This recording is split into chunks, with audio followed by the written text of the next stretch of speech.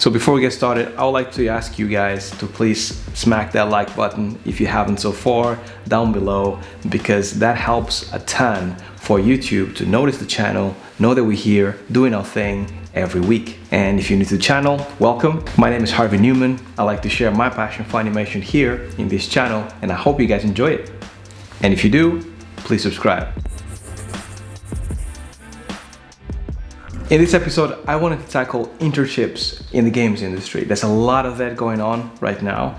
People actually use internships as a good way to measure the candidate, if they're gonna hire them permanent or not. And I thought to myself, how would I actually tackle an internship if I were to start again and get like an internship in a company nowadays? I think there's about 3 things that I would do nowadays that I would like to share with you guys. So let's get started with this episode.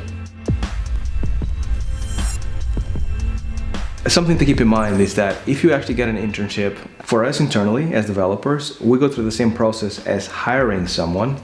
So if we actually want you to come in as an intern to actually work on the company that we are working on, my company, whatever company, that means that we already saw something in you that perhaps you don't see yourself, your talent, right? Or your eye for timing or spacing, or perhaps your passion for games, if you actually did something specific for games. So we want to bring you in, right? Normally you still go through like an interview process. And after that interview process, you go like, you know what, this person, I think they would actually be able to come in and start working professionally with us and still kind of add something to the project for the amount of time that you have your internship, 6 months, a year, whatever it is, right? So this is very important for you guys to know, right? The company that gave you that internship already saw something in you that, if you actually explore it well, might grant you a job in the end. If you want it, obviously. There's some interns that will just want the experience, but then they want to move on to something else. But if you want it, if you play your cards right, this might be your entry into the industry. So you need to actually kind of think about certain things that you need to do while you're actually going through your internship, because this might play out. It might be the most important moment in your life for the 6 months, a year, because this might be your way in to the industry. So now let's discuss some of the things that I would do if I was an intern nowadays in the games industry.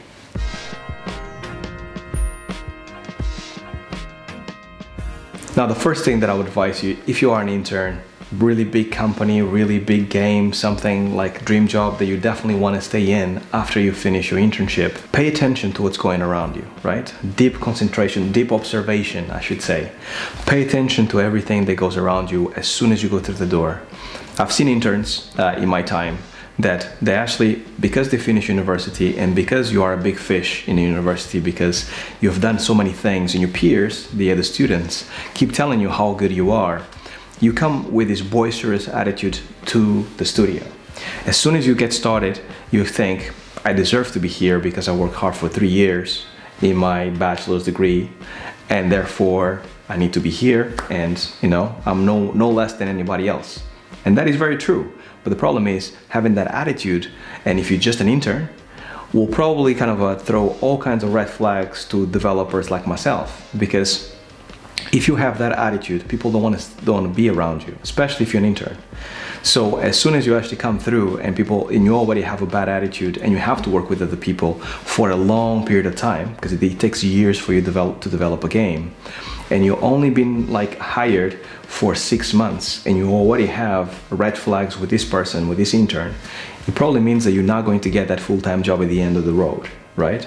So what you need to do is observe what's going around you to make sure that you actually start acting and seeing what people around you are doing. You look at the junior animator and what are they doing, how are they acting, and what kind of work are they doing?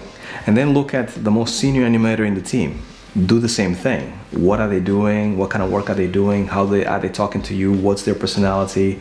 And just go like that for every person that you can actually talk to or interact with, director, anyone in the company, because what that will actually give you as a potential animator in the future is like a reference on how you should actually be acting or doing or working like from their perspective, this company's perspective. And if these people actually made it through the door, it means that they have done something right to actually get through the door. Obviously, you have your own personality, you have your own way of being, so be you, but just don't actually dismiss their experience, especially if he's from a junior animator, especially if he's from a director, because you have a whole bunch of learning difference there between one and the other, right? So make sure you actually do that, observe, and then just extract as much as you can, ask questions if you need to, and just kind of like be curious about it, because that is what kind of like is going to actually throw those green flags to the developers to tell that this guy is very curious, this guy is actually really wants it, and he's actually asking all the right questions.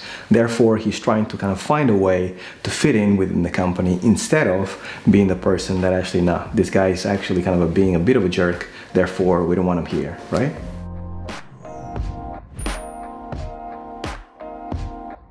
Now, the second thing that you do, because you never know how long you're going to stay there, if you're going to stay there after, is that for that time that you have there, 6 months to a year, acquire as many skills as you can. So while you're observing people and finding out how they're acting, make sure that you actually absorb and like ask questions about skills. So practical stuff like, how do you animate this shot? How do you actually kind of make this work from start to finish so fast and at such high quality, right?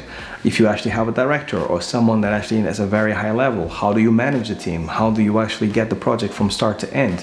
How long does it take? All of those questions are questions that basically allow you to learn things. And even if you don't actually stay in the studio, it means that you can take those skills and apply them in a future job that you want to go to.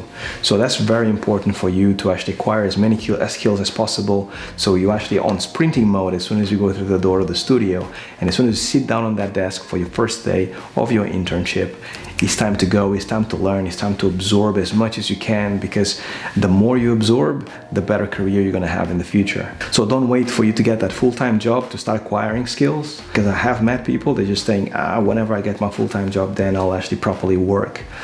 You are working already, even in uni, right? You're already working, you're already doing your research, you're already acquiring skills. So like think of it as in like a transition, not really a change in like you studying and then you're working. It's pretty much like you're working, and now you're getting paid to work, and that you just continue working, right? That is how you should be thinking about it.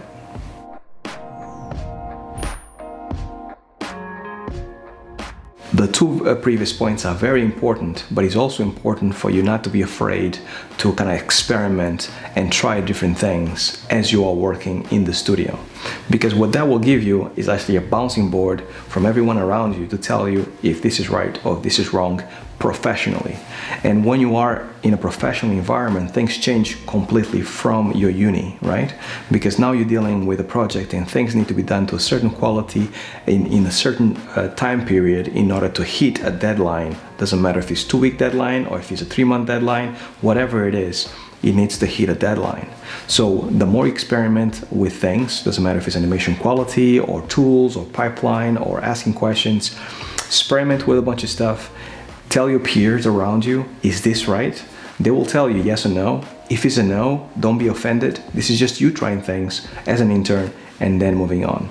The more iterative that process is and the more experimentation you have going on, the better you will become as an animator, because it means that you're not afraid of making mistakes, which is normally a good flag for any employer, but also it means that you're learning things faster than trying to make everything perfect to impress your employer. Making mistakes is normal. Everyone understands that everyone makes mistakes, so don't be the intern that tries to be perfect at everything, because no one is. If I hire an intern, let's say, I expect him to actually make the mistakes. I'm there to kind of like pad those mistakes and be like, no, more to the left, more to the right. Maybe not quite like this, more a little bit like that. That's what you hire an intern for. So make mistakes, experiment, and do it at your own time.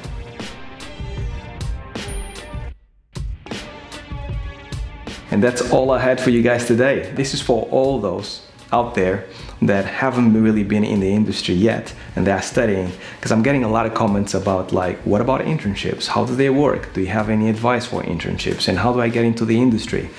Internships, that's definitely the best way to get into the industry. So, and these 3 points are definitely the ones that I would personally do nowadays, because they're going to be invaluable skills that you can apply either now in the company that you're going to intern or in the future company that you will eventually become a permanent person working for them, animating amazing stuff. Don't forget to smash that like button if you enjoyed this video, subscribe if you haven't so far, and as always, have a great rest of the week.